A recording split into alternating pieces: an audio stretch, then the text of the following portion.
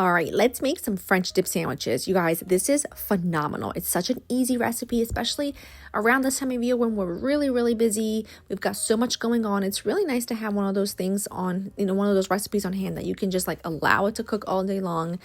The end result is phenomenal. Everyone loves a French dip sandwich. It's just delicious. Now, the full recipe is going to be in the description of this video, so make sure you're checking that out so you can screenshot it and have it ready. Season and sear a nice big piece of chuck roast and set that aside. I also slice up some onions and garlic to have ready as well.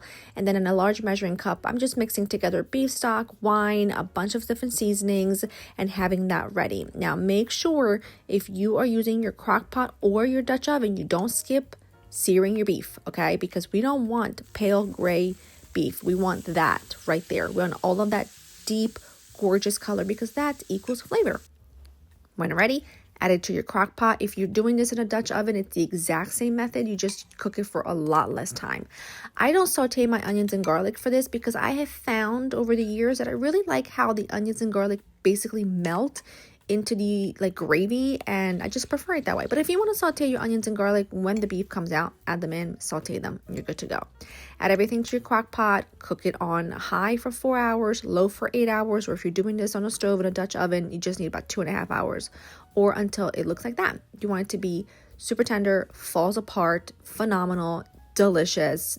The gravy is insane. It's like that au jus, more like a pan dripping really, than like a full gravy. But if you know, you know, and it's amazing. Shred it up, discard any larger pieces of fat, and then just set that aside. I like to add just a little bit of the gravy to my shredded beef so that it doesn't dry out, and then you're good to go.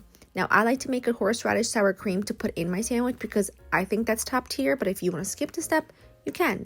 Use whatever rolls you love. I love these little crusty rolls. I laid the bottom with a little bit of that horseradish sour cream. Again, top tier. Delicious. And then some cheese. I'm using provolone. My pieces were massive. They were fresh cut from the deli, so I cut it in half to fit. Add some of that beef and onions on top. More cheese in the oven or under the broiler until everything is melty and cheesy and gooey and crusty.